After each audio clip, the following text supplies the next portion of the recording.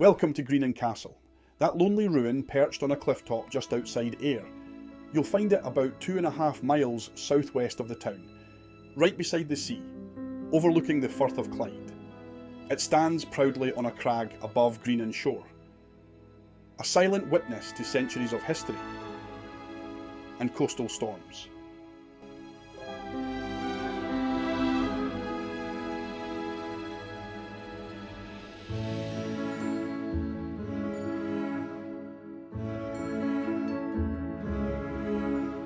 This spot has seen fortifications for a very long time. Archaeologists have found evidence of a promontory fort, built perhaps around Iron Age times. That's maybe 700 BC to 500 AD.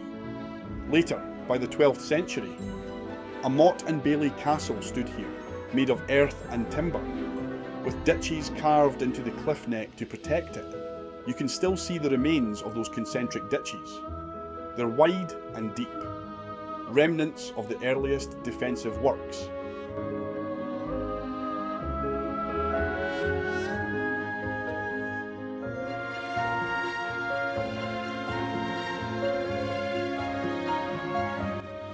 In the 15th century, the Lords of the Isles, powerful Highland chieftains, built a stone Towerhouse here. By 1588, the Kennedy clan had acquired the site. And in 1603, John Kennedy of Balterson either rebuilt or significantly expanded the castle. Above the now sealed entrance, you can just about make out the date stone reading JK 1603, his initials.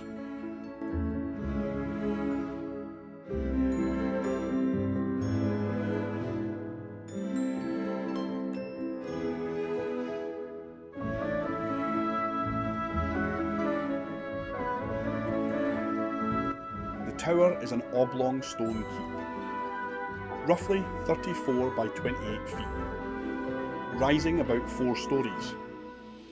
With angle turrets at the corners, entrance would have been via removable stairs, now blocked for safety. Beneath is a vaulted basement.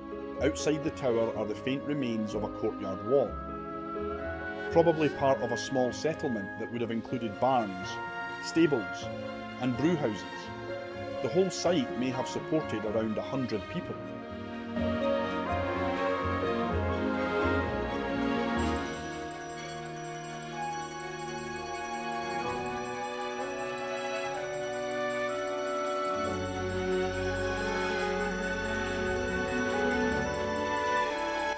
This place didn't just stand quietly, it saw blood.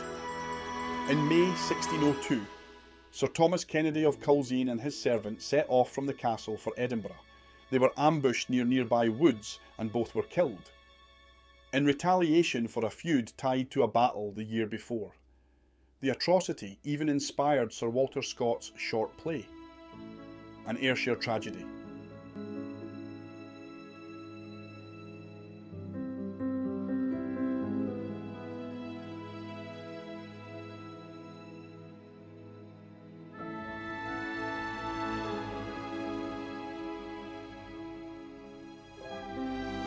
Ownership passed down within the Kennedy family, and by 1766 it was under Thomas Kennedy, Earl of Cassilis. After that, it slipped into disrepair. By 1789, the castle was already described as roofless and abandoned.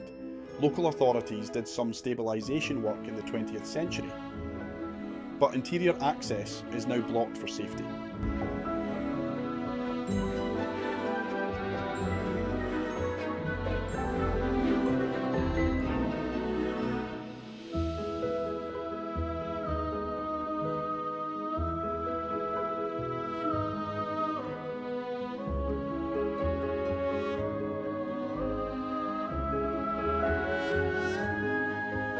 Today, Greenan Castle is a scheduled monument,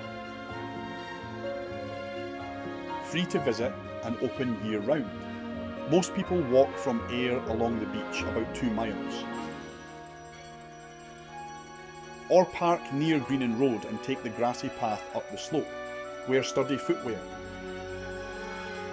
The stone can be unstable near the cliffs.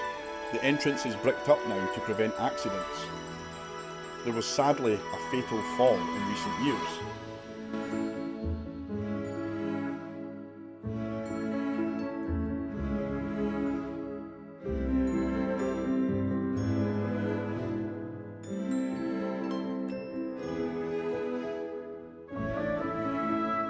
Still, there's something hauntingly beautiful about a ruin so close to the sea.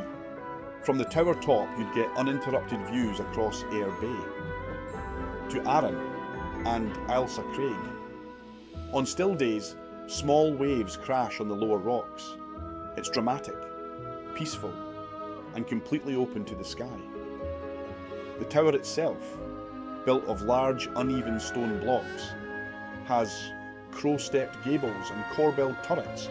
Even now, sunlight catches the stone, sharp against the blue sea.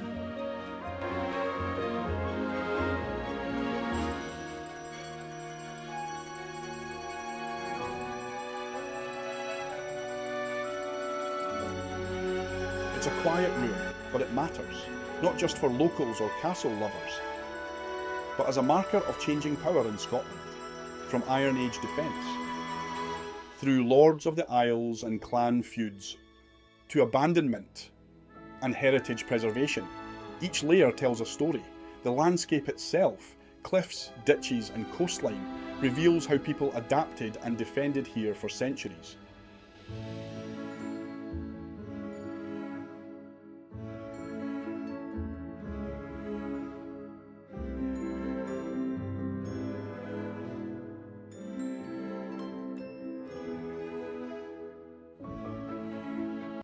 So there you have Greenan, not the grandest castle in Scotland, but one of the most evocative.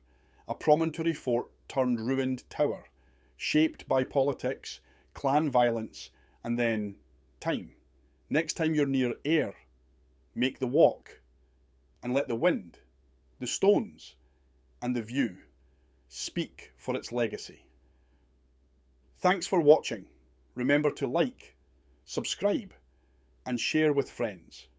See you in the next one.